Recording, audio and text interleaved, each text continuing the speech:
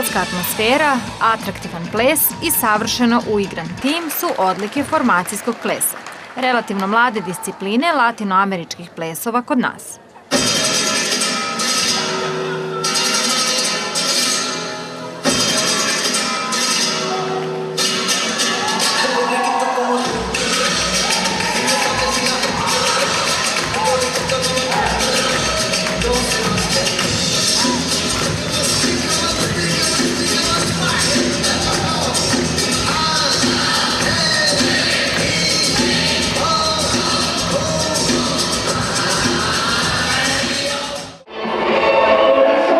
Zavirili smo na probu formacijskog tima Aurora i pokušali da saznamo kako treniraju najbolji. Jer ovaj tim 4. godinu za redom osvaja titulu državnog prvaka u latinoameričkom formacijskom plesu.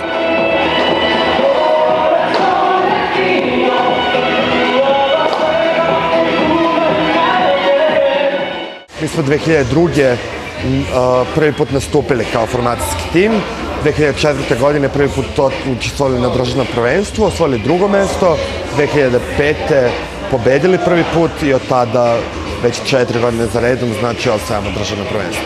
Kada se takmičimo u parovima, znači bitna sam ja i moj partner. A ovde, znači, pored partnera s kojim treba da se uklopim i sa 7 drugih parova. Dok igramo, znači, treba svi da gledamo jedni druge, znači da budemo isti, da radimo isto i totalno je, nije ni malo lako u početku, naročito doživeti sve to i biti u svemu tome. Ovde su svi stvarno kao jedna porodica, svi se znaju jako dobro, jako lepo funkcionišu, apsolutno, znači, nešto prelepo. Od nas 16 koji plešemo, otprilike, pa stvarno svih 16 i družimo i privatno. I to je tako, znamo se, ne znam, leti idemo na more zajedno, slavimo rođendan, znači mnogo smo dobra ekipa. Ima to i dobrih stvari, ima nažalost i loših, znači neke netrpeljivosti, ponekad i nervoze kada su ozbiljni treninzi, prebacivanja i tako dalje, ali sve u svemu je pozitivna atmosfera i to je ta pozitivna atmosfera, ono što nas dovodi do rezultata.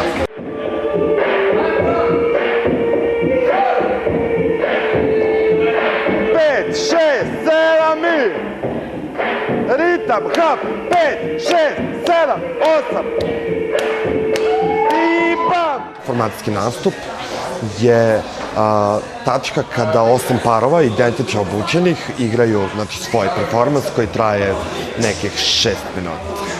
Ples koji je po meni zanimljiviji od klasičnog latinoameričkih plesova, zato što podrazumeva pomeranja po podijumu, formiranje različitih figura. Znači, u tih 5 minuta obuhvata sve latinoameričke, svi plesovi su u jednoj koreografiji. I meni je jako lep formacijski ples, zato što nauči ljude da nekako funkcionišu u celini, u jednoj velikoj ekipi, gde bukvalno svako od nas doprinosi uspehu čitavog tima. Formacijski ples je najteža plesna sportska disciplina. Najteža zbog toga što individualno spada u prvi plan i bitan je taj timski duh koji nije karakterističan za plesače. Znači oni nisu navikli da igraju u timu, a ovde to moraju. Pored toga što plešeš, moraš i da poštuješ neke linije, da moraš da poštuješ neki koordinatni sistem u kome se ti nalaziš. Dakle, sve to moraš da poštuješ i pritom da plešeš, tako da ja mislim da je to jako, jako teško. Formacijski ples ima nekoliko svojih zahteva. To je prvo da plesači budu dosta dobro pripremljeni i fizički i plesno. Drugo, da imaju jako dobro osjećaj jedan za druge i da imaju osjećaj za prostor. Zato što osim samog plesa mnogo je bitna ta njihova postavka u prostoru. Znači slike koje oni formiraju, način na koji prelaze iz jedne slike u drugu. I možda najbitnije od svega je ta energija koju oni zajedno kao tim moraju da posjeduju da bi mogli da je prenesu na publiku.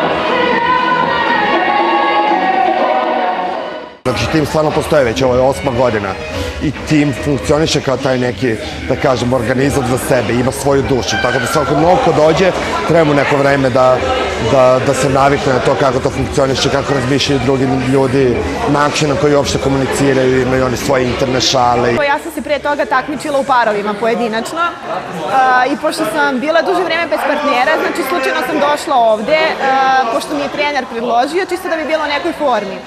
I ne znam, jednostavno vremenom, toliko mi se sve ovo svidjelo, znači svi ljudi koji su ovde, cijela ta atmosfera i taj neki timski duh, zato što smo svi zajedno, sve radimo zajedno.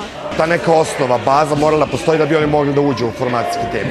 Neki su se takmičili kao pojedinci, pa da su onda završili takmičarsku karijeru i došli ovde. Neki su prošli kurs, znači tečaj za odrasle koji traje nekoliko godina i posle tog savladavanja kursa oni mogu da se priključe na štimu i osnovu. Pa dobro, ja sam počela plesom se bavim 2001. godine, nakon 2 godine sam već bila ovde u klubu i u ovom formacijskom timu. Treba dosta raditi, zavisi od koreografije, kad su zahtevnije, naravno treba i više vremena i više rada, ali u principu najbitnije je želja. Ako neko to jako želi, onda nije teško ostvariti. Koreograf i trener Marko Stanisavljević i pomoćni trener Milan Simić svoj posao ne završavaju kada tim napusti salu za vežbanje. Njihova uloga veoma je važna i tokom samog nastupa tima. Treneri ili treneri su dosta bitni, znači ne samo u procesu treninga, nego i na samom nastupu. Zato što trener može da komunicira sa timom, ili znakovima, ili to je više energetski odnos. Znači ja njima ulivam samopouzdanje, oni se mnogo bolje osjećaju kad znaju da sam tu. Ja mogu čak da iskorigujem ako neko ne stoji na dobrom mestu, da mu kažem da se pomere i tako dalje. Iako deluju možda sa strane strogo, u principu su nam jako velika podrška i nekako su pronašli način na koji sa nama se može raditi i način na koji uspevamo da za zadato vreme navežbamo sve što treba. Tako da to je praksa u formacijskom plesu. Kao što dirigent sedi ispred orkestra, tako i vođa tima sedi ispred tima tokom nastupa i jednostavno prolaze kroz celu tu emociju zajedno.